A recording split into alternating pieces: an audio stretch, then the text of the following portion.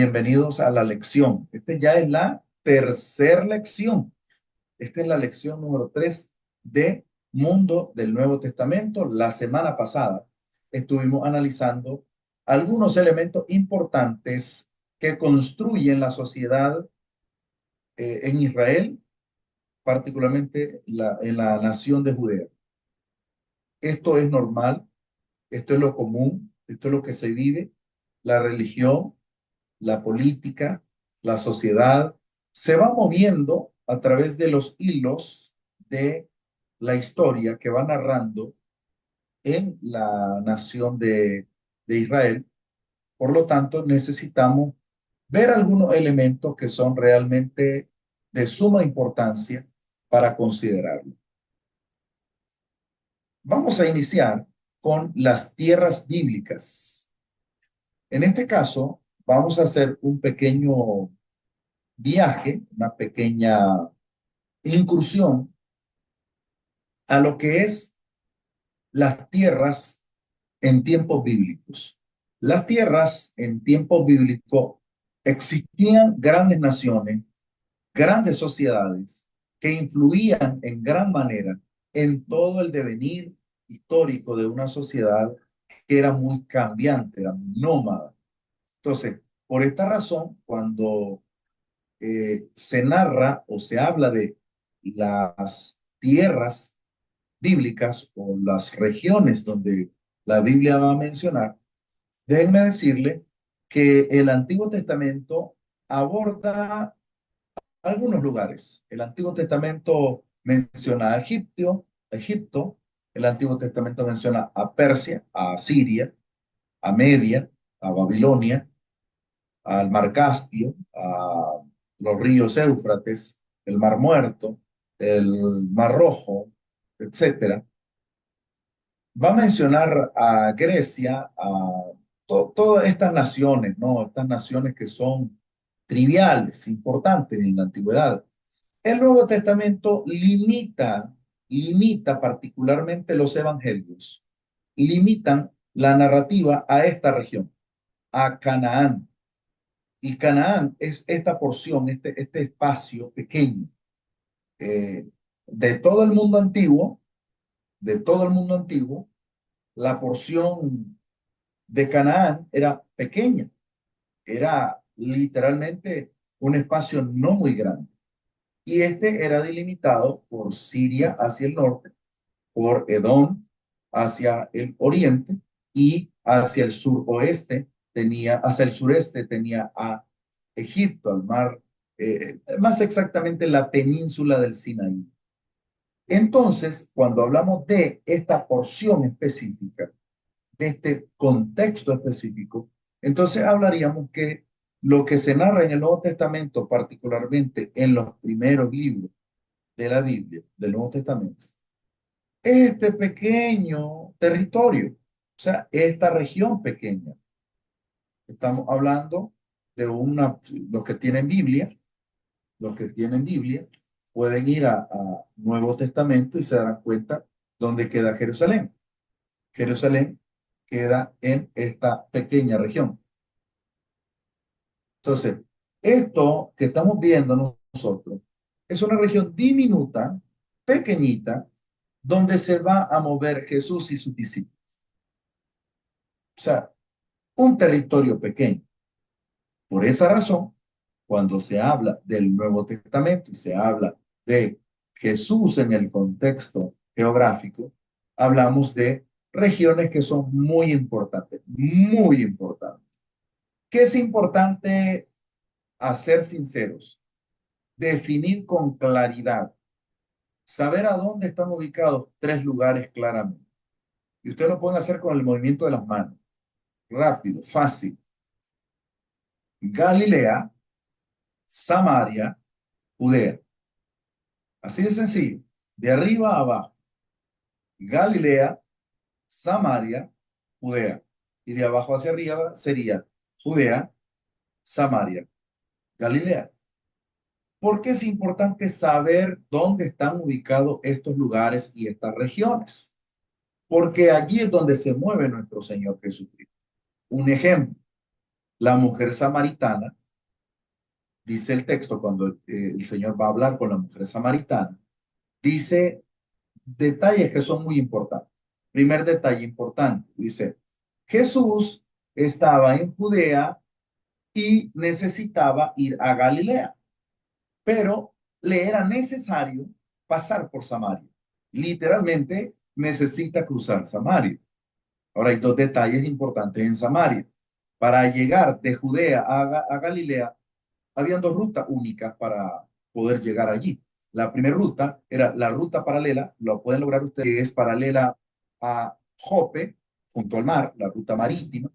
Es una ruta más lejana, o sea, tiene que recorrer un poco más de Jerusalén hacia el mar Mediterráneo, subir hacia Samaria, cruzar Samaria y luego llegar a Galilea. Hay un problema con esto, tarda más tiempo,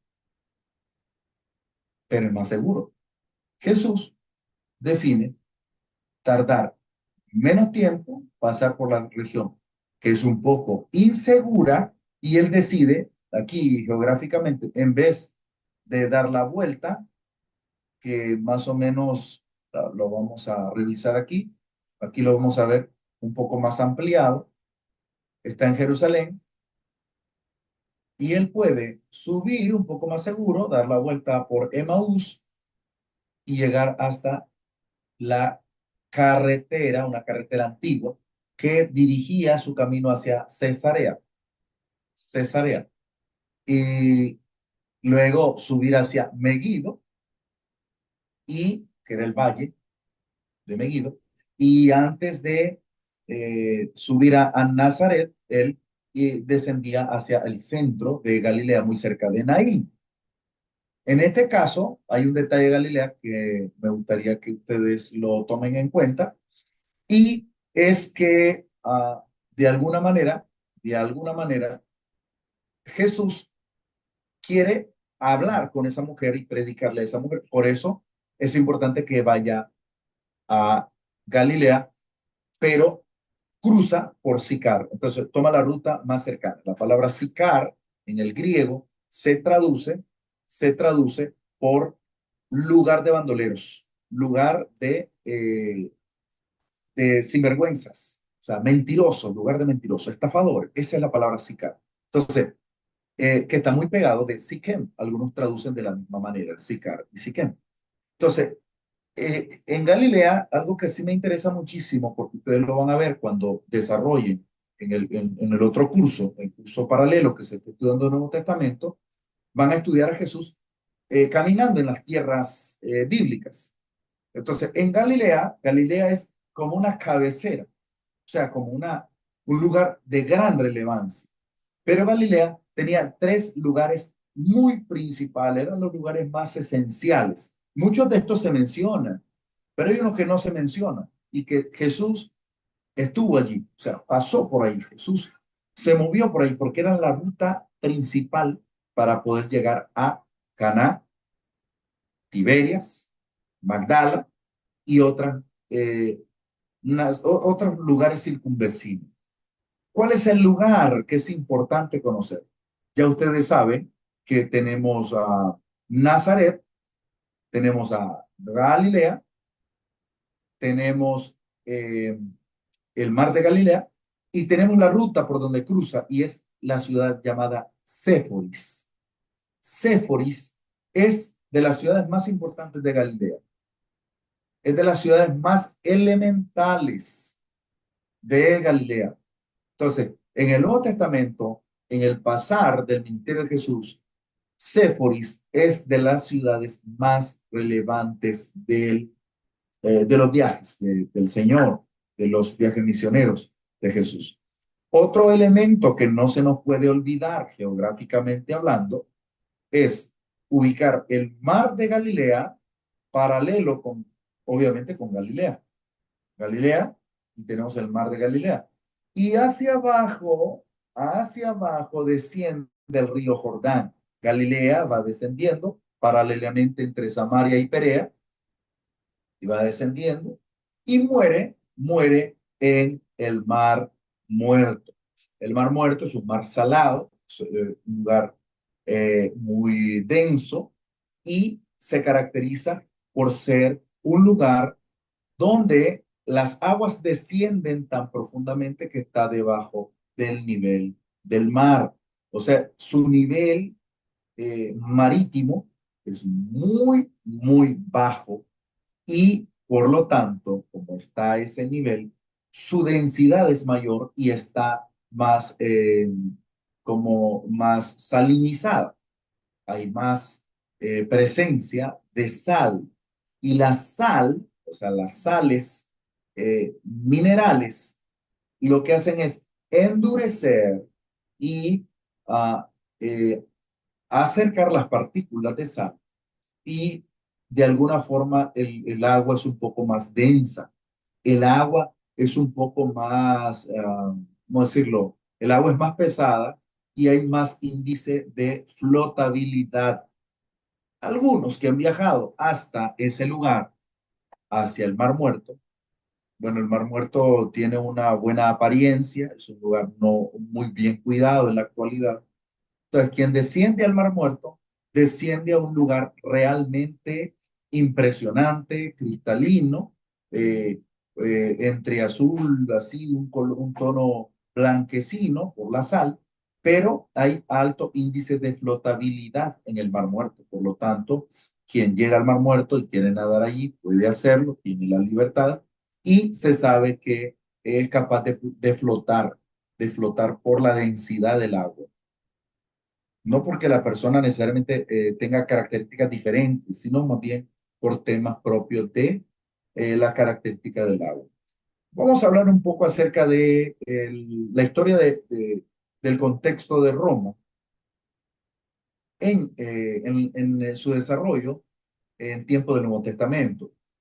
Los periodos de la historia de Roma se van a caracterizar por tres etapas particulares de el gobierno romano. Tenemos, por ejemplo, la primera etapa, que es la Roma latina, también conocida como etrusca. Los etruscos son movimientos de reyes que van a gobernar, van a imperar Roma, y ellos están dominándola y ellos la van conduciendo. Y de acuerdo a la investigación histórica, esta etapa se inició más o menos en el siglo VII antes de Cristo. El territorio romano se limitaba a las siete colinas. Las siete colinas, esto ustedes lo pueden revisar fácilmente en cualquier tomo de historia antigua, y entonces ustedes van a encontrar las siete montañas, las siete montes, que eran la Capitolina, el Palatino y otros siete montes que forman parte de la pequeña, en su momento, la pequeña nación romana. Pero Roma se amplía entre el siglo VII al siglo V y del siglo V al año 100, más o menos al año 100, 120 de antes de Cristo, se da la etapa de una Roma republicana.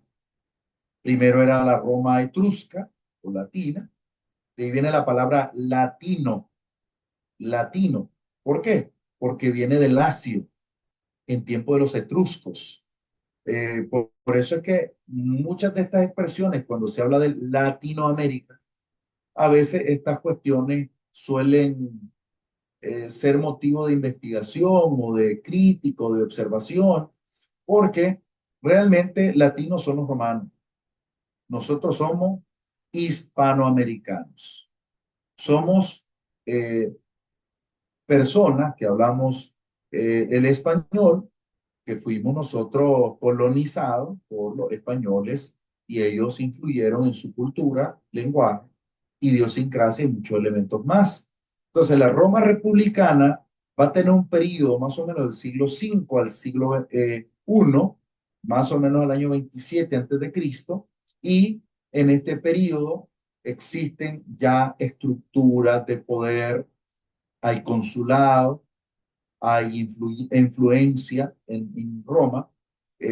Luego se define también la península itálica, o sea, se define la bota romana. Es lo que ustedes ven en el mapa. Si ustedes van a un mapa actual o antiguo de Roma, van a ver que la figura que hace Roma como estructura geográfica, como diseño, su mapa topográfico, se caracteriza por tener la figura de una bota con un tacón alto. Esa es, y con una punta fina. Es muy, muy interesante ese gráfico que genera al espectador, al lector, al investigador, al que revisa los mapas, va a ver la bota italiana. Por eso es conocido como la bota romana, la bota italiana. Luego tenemos el Imperio Romano, conocido ya propiamente como imperio, del año 27 al año 476, que finaliza básicamente con la con la destrucción, la separación del Imperio Romano de Oriente. Y esto va a ser otro proceso de estudio, no lo necesitamos revisar ahora, pero es interesante ver las tres etapas de Roma. La Roma latina, perdón, la Roma latina, la Roma republicana y el Imperio Romano como tal. Entonces, esto es parte de, a ver, esto es parte de lo que refiere al proceso histórico.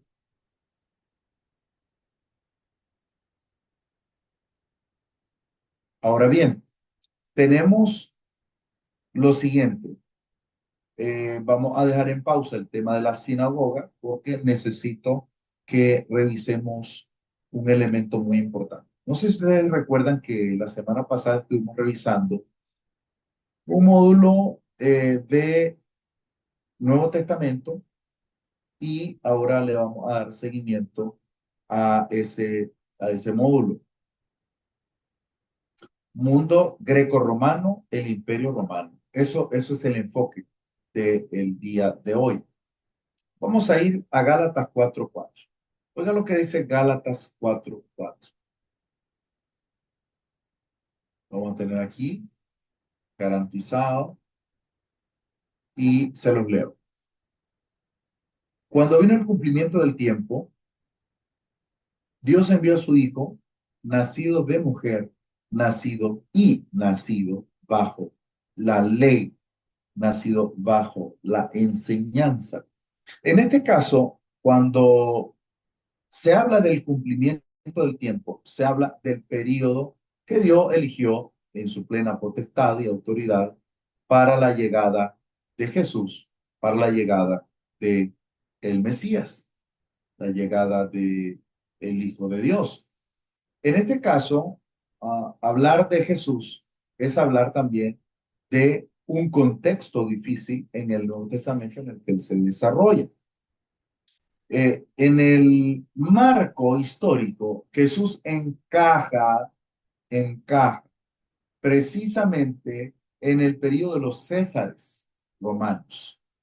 Él se ubica geográficamente en el periodo de los emperadores romanos.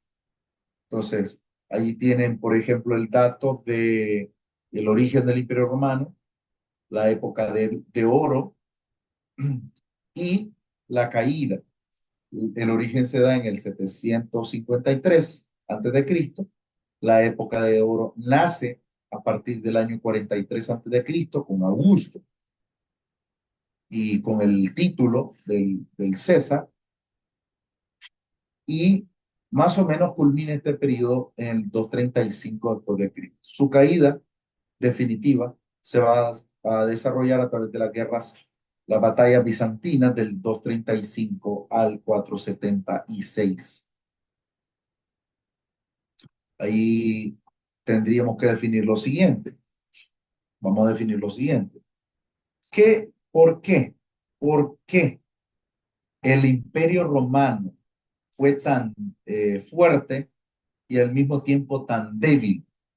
El Imperio Romano estuvo lleno de vicios, estuvo lleno de contaminación, estuvo lleno de mala influencia, estuvo lleno de paganismo, estuvo influenciado por emperadores que se dejaban llevar por todas por todos estos elementos que eran nocivos para sostener un imperio, que eran realmente, resultaba imposible, insostenible un imperio así.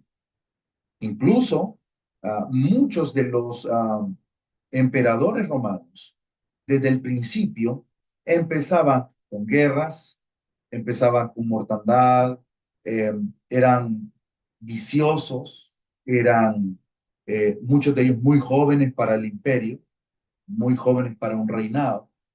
Y en el peor de los casos, algunos de ellos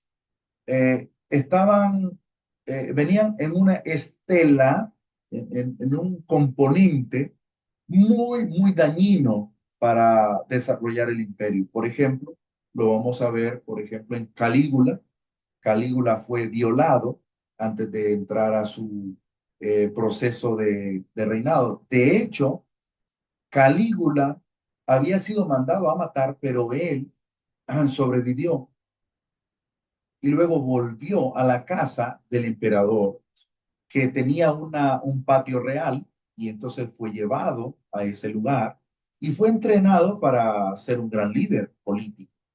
Pero cuando éste comienza su desarrollo, al ver el derroche, el despilfarro, al ver el paganismo, al ver la mala praxis de un imperio, él se dejó llevar por toda esa visión perdida de una, de un imperio lleno de libertades y libertinajes, donde no se le privaba al emperador, a los influyentes de Roma de la época, a tener orgías, unas comidas llenas de alimentos que iban de aquí para allá, un despilfarro. Y entonces todo esto para ellos era algo que no era un problema. De hecho, muchos de ellos tenían problemas de pedofilia, tenían parafilias, tenían algunas corrientes de pensamiento.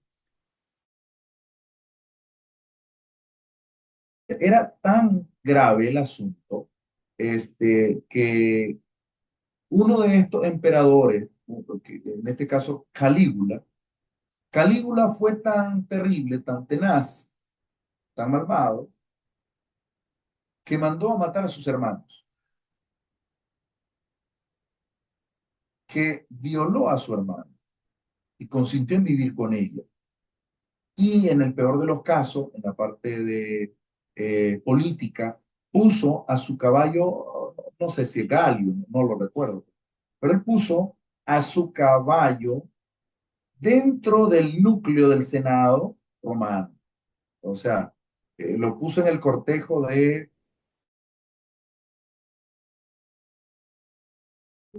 esa posición para tomar decisiones en cuanto a las leyes, en cuanto a las leyes.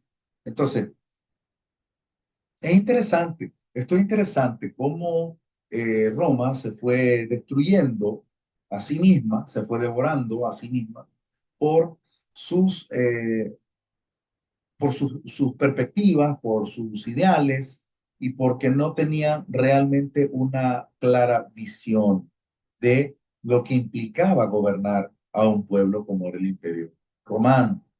Ahora bien, uh, vemos algunos elementos de la era cristiana. Les comentaba que de las complicaciones que tenían los cristianos en el siglo primero y de las situaciones más graves con las que lidiaban los primeros cristianos en la parte social, política, es los temores que tenían por el imperio que los gobernaba. Entonces, a nivel imperial, se gozaba de una paz simulada y también de un orden de custodia interior de sus fronteras. Entonces, revisando estos elementos, tenemos que saber que se desarrolló la economía del siglo primero, el siglo I. Estamos hablando ya casi un poco más de los 2000 años. Hace 2 milenios el mundo se iba desarrollando por medio de los romanos. Los romanos hicieron muchos, muchos avances en cuanto al arte, en cuanto a la cultura, en cuanto a la sociedad, y no podemos negar que ellos también influyeron en el desarrollo de algunos elementos estructurales de la sociedad, incluso hasta el día de hoy. Por ejemplo, construían templos, gimnasios, basílicas, teatros, anfiteatros, ágoras, pórticos. O sea, ellos estaban en plena disposición en invertir en infraestructura. Algo que también hicieron los romanos es construir acueductos que pudiesen trazar y transportar agua desde las montañas hacia su descenso, hacia la dirección de las ciudades. Habían baños públicos, habían baños abiertos, tenían inodoros, tenían espacios para eh, utilizarlos de forma pública. Entonces tenían sus lugares bien estructurados. Obviamente, esto influenció muchísimo en toda la región, en todas las provincias romanas, y a estas provincias se les ponía su etiqueta de ser provincia de Roma.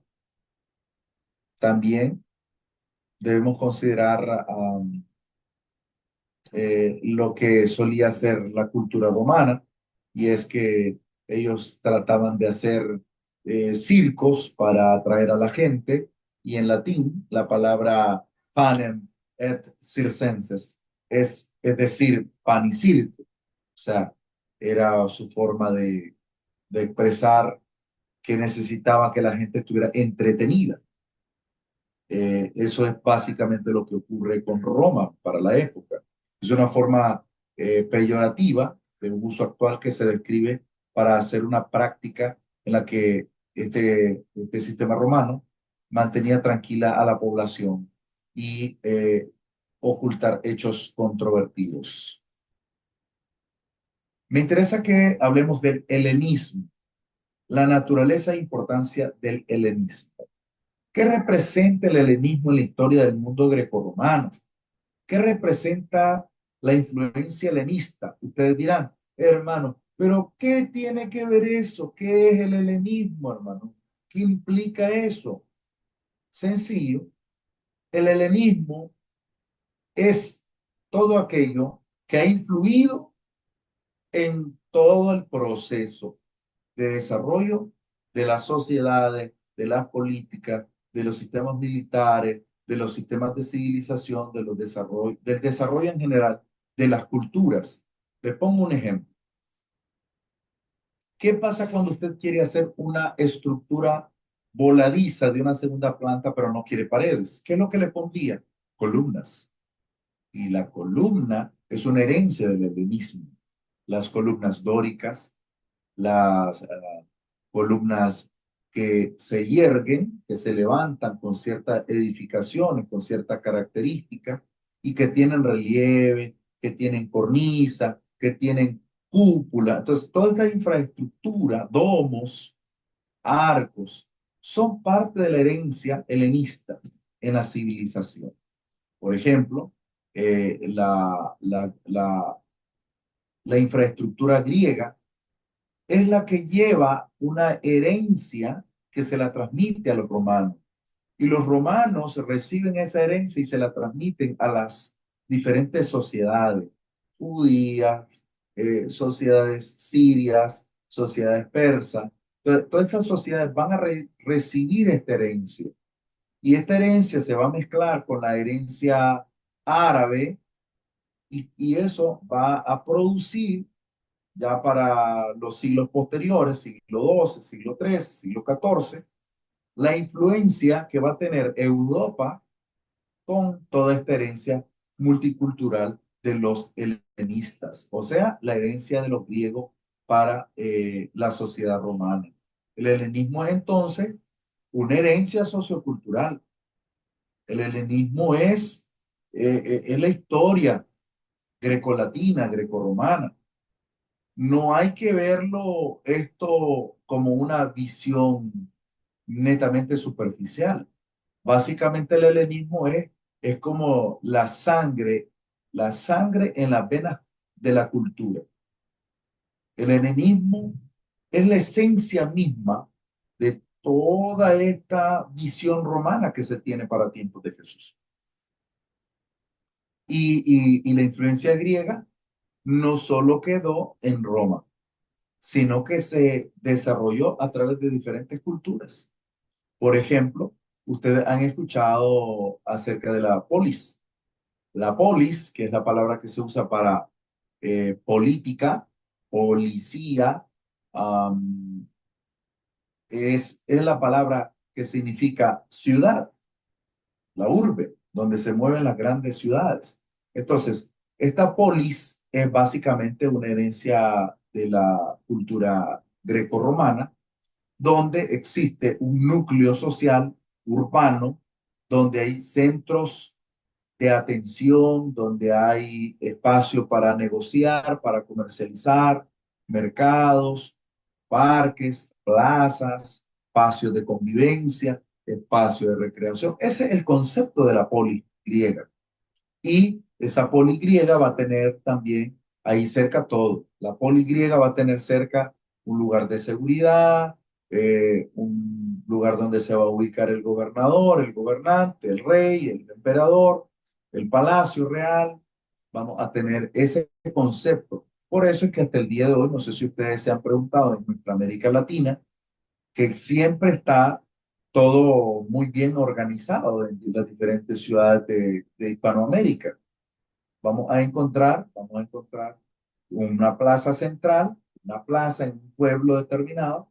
Frente a esa plaza se va a encontrar una iglesia, una basílica, un templo, y luego del otro extremo se puede encontrar o una plaza política o una plaza cultural o una casa de gobierno, diferentes elementos que son propios de la herencia helenista, la herencia que tenemos de el helenismo, que asimismo fue heredado por los árabes que mezclaron allí con los romanos, y luego esto influyeron en los españoles y los españoles influyeron en Hispanoamérica y obviamente en Europa. Entonces tenemos allí la herencia helenista. El Imperio Romano va a dominar muchas naciones. ¿Qué naciones va a dominar Roma para entonces, para tiempos de Jesús? Va a dominar España, en la antigüedad era conocida como Tarsis, eh, Galia, las Galias. Bueno, las Galias, para que estemos claros, en la antigüedad, las Galias, en la actualidad, incluirían Francia, incluirían muchas naciones, Alemania, Inglaterra y otras. Y, por supuesto, tendremos a Italia, donde será la sede del imperio, Macedonia, Tracia, Sicilia, Cilicia, la isla que estaba a la mitad, Cilicia, dividida entre Cartago y Roma, que también hubo guerras importantes, las guerras púnicas, para defender esas regiones. Y tenemos Cartago. Hay una historia bonita de Cartago. Cuando Alejandro Magno llega con sus soldados, llega y arriba a la península de Cartago, al puerto de los cartagineses, y él llega con 400 soldados y una serie de navíos que los han llevado hasta ese lugar. Entonces, Alejandro Magno le dijo en un discurso prominente: quemen los barcos. Y quemaron los barcos. Y todos lloraron cuando quemaron los barcos. Cuando descienden a la arena donde están esperándole los cartagineses, Alejandro Magno les dijo: he mandado a quemar los barcos porque esta tarde nosotros, le dicen, o sea, los griegos, la única forma de poder regresar a casa será en los barcos de los cartagineses. Y entonces, todos los 400 soldados descendieron a la arena, batallaron como nunca, aunque eran recibidos 3 contra 1. Y en esa ocasión venció la tropa, el escuadrón de Alejandro Magno. ¿Por qué? Por la actitud que le transmitió a sus compañeros y les dijo, adelante, podemos triunfar. Entonces, esa es parte de la historia previa al siglo I. Tenemos a Grecia, Éfeso, Asia Menor, Galicia, Antioquía, Damasco, Tiro, Judea, Chipre, Alejandría, Cirene, de donde era Simón, ¿verdad? Simón de Cirene. Entonces, ahí tenemos parte de lo que es este contexto, este panorama del siglo I. Muy bien. Ahí tenemos el, la parte didáctica, ¿no? La parte didáctica de el Nuevo Testamento. Muy bien, vamos a dar de compartir pantalla. Eh, ¿Por qué es importante revisar el contexto del Nuevo Testamento desde la perspectiva de la historia romana, el contexto en el que se mueve Jesús, el contexto en el que vive Jesús? Y todos estos elementos nos van a permitir a nosotros entender cómo se mueve el ambiente en el que se mueve nuestro Señor Jesucristo. Porque Él batalla en una sociedad inmersa en el paganismo, una sociedad que cree en los semidioses, una sociedad que no va a entender claramente muchos de los aspectos que vivía la iglesia cristiana primitiva, porque para los cristianos explicar muchas cosas era difícil, era difícil. Por ejemplo, los romanos decían que los cristianos eran ateos. ¿Por qué decían que los cristianos eran ateos? Porque no creían en Júpiter, porque no creían en Hermes, porque no creían en Apolos, porque no creían en Artemisa, porque no adoraban a los dioses paganos que ellos adoraban. Y como ellos no adoran a los dioses paganos, entonces son ateos, son ateos. Para los judíos, oiga bien, ahora lo difícil para los cristianos en el mundo judío. Para los judíos, los cristianos eran paganos, porque ellos blasfemaban contra Dios diciendo que Dios se hizo carne y que anduvo entre los hombres. ¿Cómo es eso?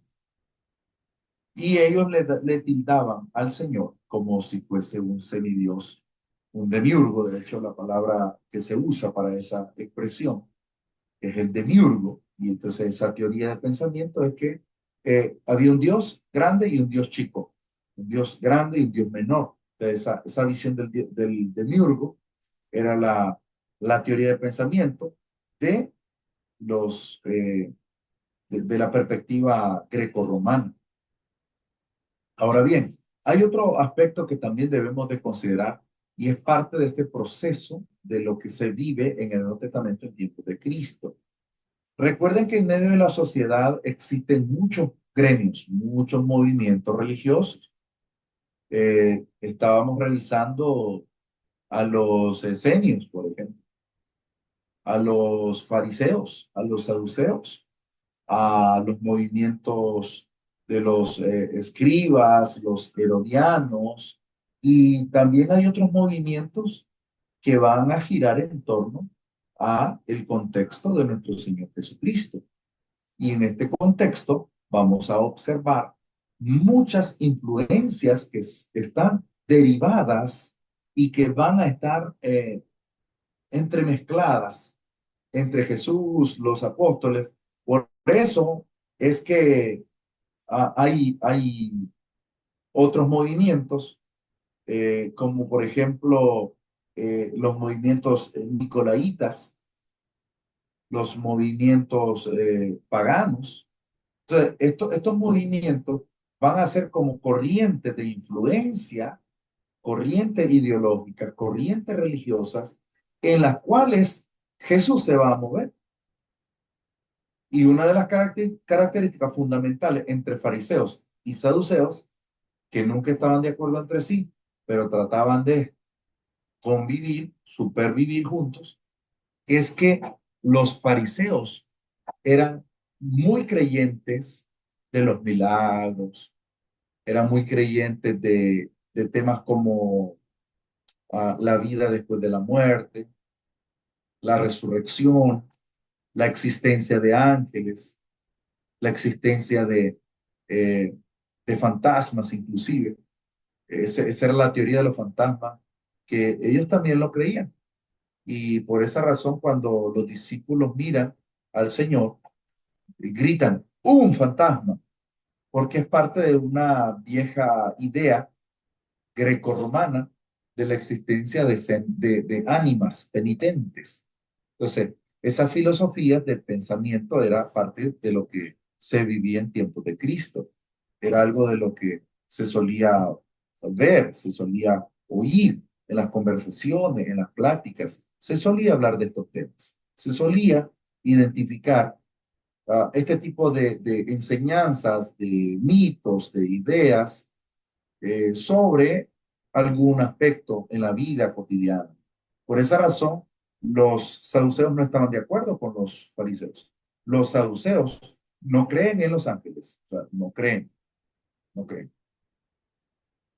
No creen en la resurrección. Por eso, cuando Pablo habla de la resurrección, los primeros en atacar eran los saduceos. Eran los saduceos, porque ellos no creían en la resurrección. Pero cuando él habla de la resurrección y hay fariseos y saduceos, en una ocasión él se libra a causa de entender bien el conflicto entre ellos. Y dice que Pedro, perdón, que Pablo, cuando encuentra a los fariseos y los saduceos y lo quieren linchar, él lo único que les dice es que yo sí, yo estoy predicando acerca de la resurrección. Y entonces los fariseos están de acuerdo con él, pero los fariseos no. Y entonces cuando él habla del tema de la resurrección, habla de los ángeles, entonces él da un paso hacia atrás y entonces entran en conflicto fariseos y saduceos. Y cuando ellos comienzan a entrar en pugna, fariseos y saduceos, él sale bien librado. ¿Por qué? Porque él se libera y huye del espacio donde están cuestionando a Pablo porque lo van a echar, lo van a echar preso, lo van a juzgar, van a hacer gran daño para este hombre de Dios. Entonces, es parte de lo que se vive en el contexto del siglo primero. Entonces, a cada uno de ustedes se le encomendó la tarea de investigar un caso, hacer un ensayo. Ah, voy a tomar nota para que ustedes voy a tomar nota para que ustedes puedan cumplir con su asignación y puedan realizar esa investigación, para que ustedes puedan realizar esa investigación en concreto. Entonces, eh, en esta noche, la definición más importante es sobre cómo la influencia grecorromana se estableció en el siglo I.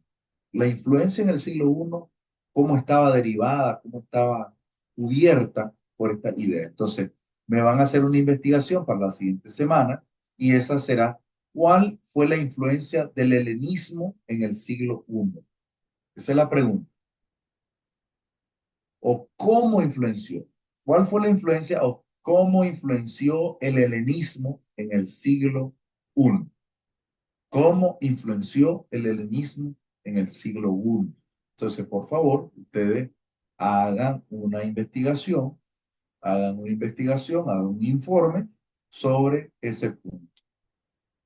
Ya saben que necesitamos que lean relean, interpreten y luego planteen su perspectiva de ese asunto. ¿Alguna pregunta? ¿Alguna inquietud?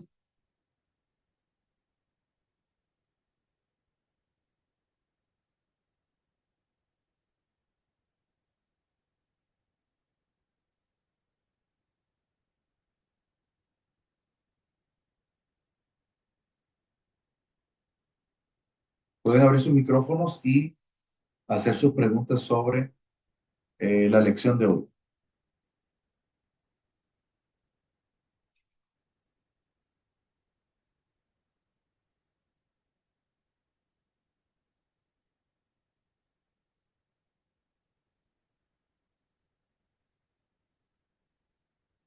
¿No tienen inquietudes sobre particularmente el tema de ah, la lección de hoy? Helenismo, el nacimiento de Roma como imperio y su influencia en tiempo del Nuevo Testamento. Recuerden que en el Nuevo Testamento necesitamos revisar cuál es el panorama que hay alrededor de, um, a ver, ahora Ya, sí, hermano, ya. tiene Ahora micrófono sí. abierto. Gracias, hermano. Lo único, hermano, que ahorita de último se le cerró por una gotita y no le escuché una palabrita ahí. Y anteriormente en la historia también del caballo que lo metieron, ahí también se quedó mudo, hermano. No supe qué pasó con el famoso caballo. Mire, por alguna razón, así noté que estaba un poquito intermitente la red, pero voy a aclarar. El caballo, vamos a, vamos a darle el dato, el dato. El caballo, el caballo de Calígula. Entonces, Calígula, esto como un dato interesante para el que le gusta investigar. eh, el caballo de Calígula fue puesto como diputado en el Senado de Roma.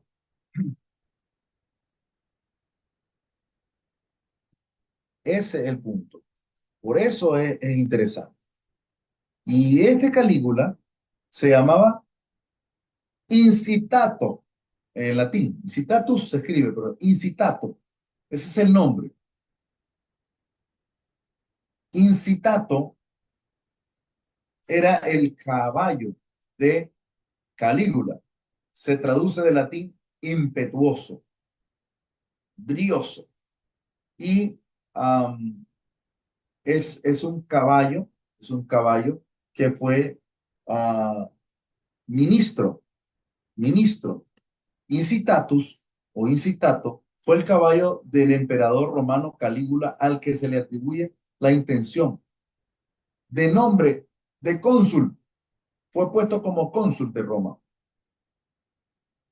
Lo rodeó de lujos, de extravagancias, para escándalo de sus rivales. ¿Y saben qué? Eso eran los emperadores que tenía Roma. Ese tipo de emperadores gobernaba Roma. Y ese tipo de emperadores dañó, dañó a muchos cristianos.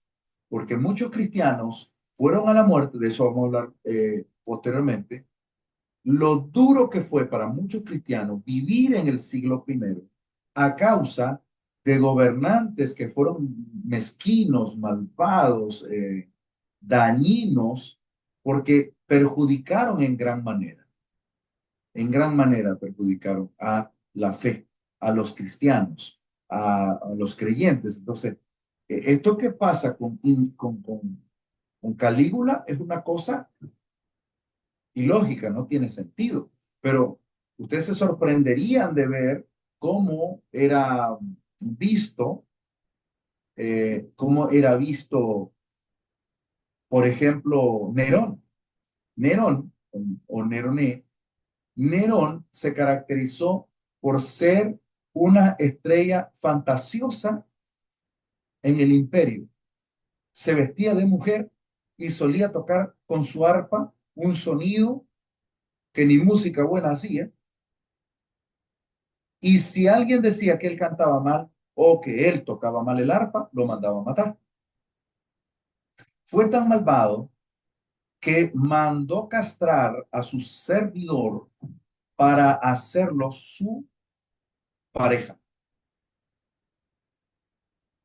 Mandó a construir dos piscinas olímpicas, el tamaño de dos piscinas olímpicas, en el patio de su casa, en el Palacio Real, y ponía fuentes inagotables de agua, aunque dejara sin agua a la gente. Aunque dejara sin agua a la gente, él se bañaba en piscinas, en una construyó la infraestructura del palacete suyo, conocida como el Domus Aurea o el Domo de Oro. Y ese domo o esa infraestructura de Nerón era para beneplácito, para orgullo propio, para exaltarse, autoexaltarse, porque es parte de la parafernalia, es parte de la galanura, el embellecimiento, la pantomima, la brillantez, la escarcha, el brío que él quería lanzar a viva voz para que miraran que él era un excelente personaje. Pero fue tan malvado que a Agripina, su madre, le mandó abrir el vientre, mandó hacer una incisión violenta para abrir su vientre, descubrir de dónde procedió y luego lanzarla en un barco hacia el mar para que muriera. Fue malvado y esto que de Agripina él era el favorito. Nerón era el hijo favorito de Agripina, era el hijo no nacido del rey, uh, era un, era un muchacho de 16 años, Nerón, y él mata a su hermano para tomar el imperio. Entonces, Roma está llena de vicios. Roma está llena de vicios, está llena de conflictos, está llena de problemas. Y es en ese contexto que Roma está viviendo ya para entonces grandes conflictos sociopolíticos, socioculturales, y esto es lo que la va a perjudicar como imperio. Y hacen de los cristianos una, una burla, un espectáculo, un circo, literalmente, un circense. Hacen un circo porque era parte de su festín, era parte de su burla, era parte de... Por eso es que el texto en Hebreos dice, muchos de ustedes fueron puestos en espectáculo. Usa esa expresión, dando a entender que fuimos puestos en burla como se pondrá a los cristianos en el Coliseo de Roma para que sean muertos y devorados por los leones o muertos a espada por los gladiadores o muertos ahogados con la eumaquia. La eumaquia, eso lo vamos a revisar luego, era la fiesta dentro del Coliseo romano donde descendía el agua por medio del cual los afluentes de agua llenaban. Era increíble el Coliseo romano. Tenía unas cavernas, tenía unos espacios, unos túneles, o sea, en minutos, o sea, no eran ni en horas, eran minutos. En pocos minutos, en pocos minutos se llenaba de agua y hacían una batalla naval sobre el agua. En el Coliseo se llenaba precisamente de agua y eso se le denominó eumaquia. Entonces hacían como batalla en el mar, simbolizando el mar dentro de la misma infraestructura del Coliseo. Por eso es una riqueza increíble, una riqueza cultural que hay ahí. Por eso es que se sigue investigando hasta el día de hoy el Coliseo de Roma, las características de Roma, cómo crearon sus diseños y cómo también Roma, en la parte de abajo de la ciudad, tiene también espacios, túneles, catacumbas, bóvedas, porque allí hay un mundo, todo un mundo de historia debajo de Roma. Entonces, eso es parte del contexto, ¿no? De lo que es Roma como nación, como Estado, pero también como sistema de vida. Pueden hacer sus preguntas y de esta manera cerramos la lección de hoy. Profe, cuando dice que se creó como en forma de botas, hablamos de Italia, ¿verdad? Exacto. Lisette nos pregunta acerca de la infraestructura de Roma. En este caso, Italia, yo creo que en este mapa tengo, no, esta Biblia es sencilla, no tiene, aquí está, aún, ustedes van a revisar en la parte final de sus Biblias y ustedes van a encontrar esta figura, ¿no? Esta figurita que es vamos a ver si se logra ver, ¿no? No sé si lo logran ver, pero van a ver una bota, esta es una botita, es la bota romana. Entonces, la figura es una bota, literalmente, literalmente. Mira la figura, esta figurita simula una bota. Miren, da ese concepto, o sea, por eso se le llama la bota romana, porque genera una figura muy parecida a la de una bota. Y en el centro está Roma, y Roma es la capital de Italia, pero dentro de Roma hay una pequeña ciudad que es la ciudad del Vaticano, ahí queda, dentro de Roma, una pequeñita ciudad, diminuto país que es la ciudad del Vaticano. Así se llama el país, se llama Ciudad del Vaticano. No sé si ustedes saben esa historia. Pepino el Breve Pepino el Breve regaló esa porción eh, del Vaticano.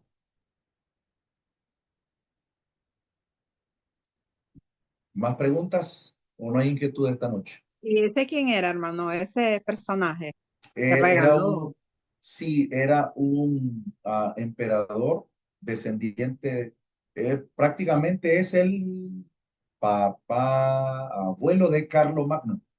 Es de un rey influyente de la ascendencia de los visigodos.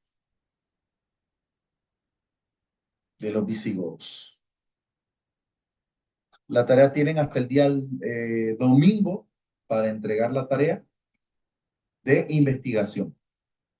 Recuerden que vamos tomando notas de los trabajos que van haciendo cada uno de ustedes. Byron, Jorge, Roberto, Reina, Mayra, Lisette, Ronald, Ulises y compañía limitada. Recuerden entregar cada trabajo, porque cada trabajo forma parte de su nivelación, de su investigación por cada semana. Así que vamos poquito a poquito haciendo investigaciones que van fortaleciendo el contenido que vamos estudiando. Así es que muchísimas gracias por su tiempo, que Dios les bendiga, que tengan mucha paz y sobre todo una excelente noche. Estamos en contacto y nos vemos en la próxima lección, si el Señor así nos lo permite.